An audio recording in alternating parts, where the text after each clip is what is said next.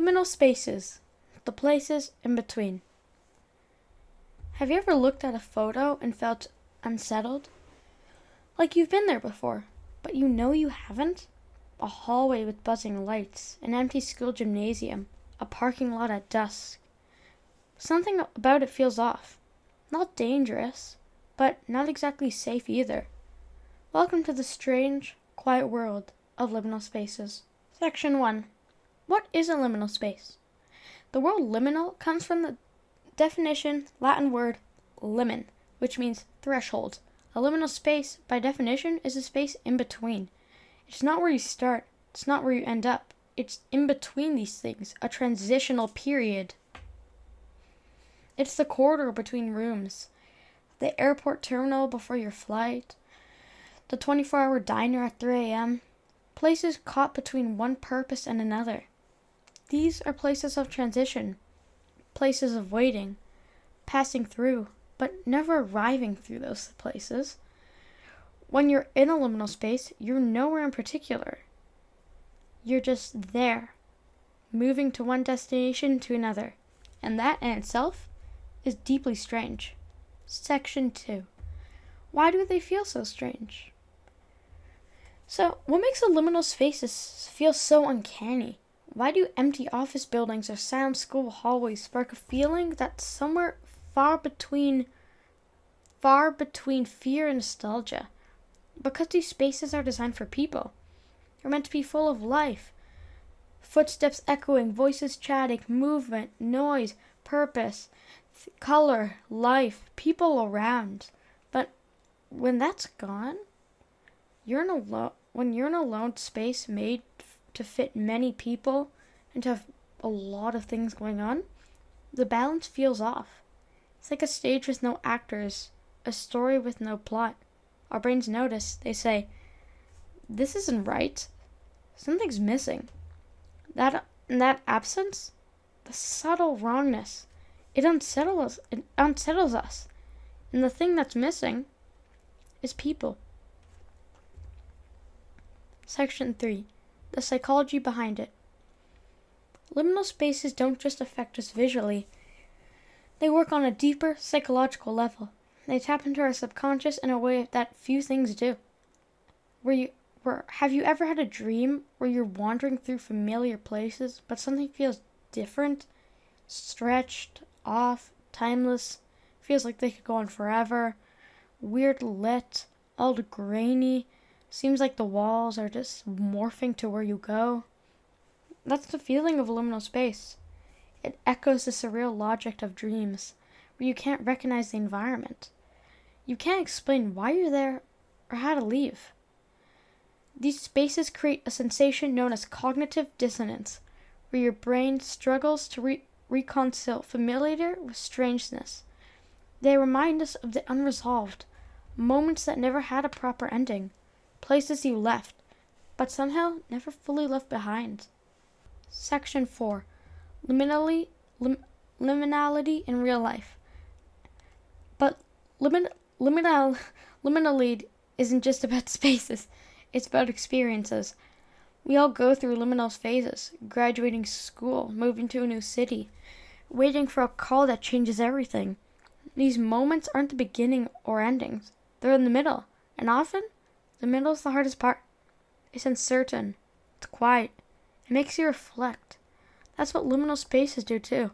They force us to sit with that strange quiet, to listen to our own thoughts, echoing in empty rooms. Section 5. The online aesthetic. On the internet, liminal spaces have become an aesthetic of their own. Entire communities are dedicated to collecting images of these in-between places. Photos of desolate playgrounds at sunset, hotel lobbies with no guests, hallways lined with closed doors, the infamous yellow-carpeted back rooms. You've definitely seen this before, and if you haven't, you should highly check it out. A fictional maze. It's a fictional maze of infinite, eerie office space that embodies the liminal dread.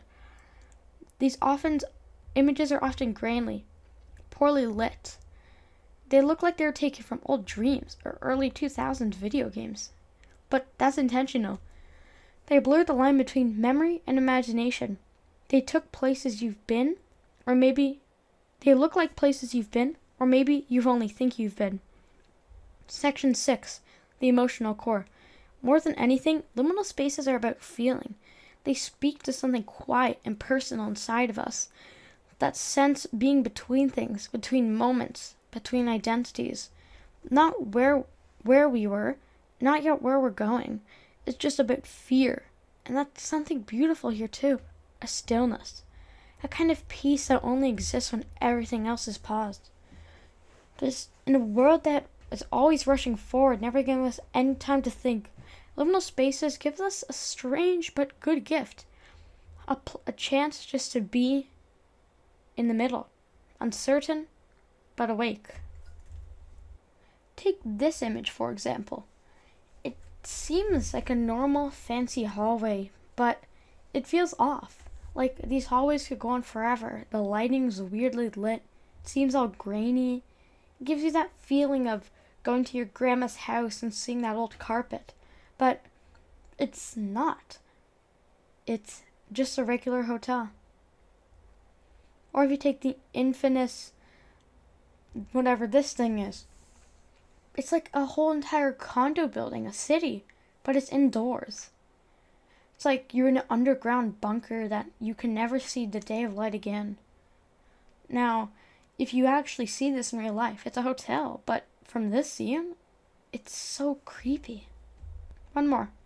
Let's talk about this mall here. Seems it's an empty mall, literally. There's one thing in the middle of it, which is the gumball machine. But around that, it's just empty. Take that. There's supposed to be people around, right? But no one's there. It's so creepy. Closing thoughts. Liminal spaces may look like ordinary places, but they carry something extraordinary beneath the surface. They remind us of passing time, of changing identities, of how the most powerful moments in life often happen in the in-between. So the next time you walk through an empty hallway, or wait in a silent station, waiting room, or find yourself alone in a place that should be full, don't look away, don't go on your phone, don't start scrolling again. Sit with that feeling. Let it whisper to you, because in that space, in the liminal space, you might just hear something that you may have forgotten. Thank you so much for watching. If this video left you feeling a little off, that's kind of the point. Don't forget to like, subscribe, and let me know in the comments, what's the eeriest liminal space you've ever encountered? If my script writing and how I'm sounding sounds better, also let me know in the comments any tips and tricks. Until next time, stay curious and stay in between. Bye guys!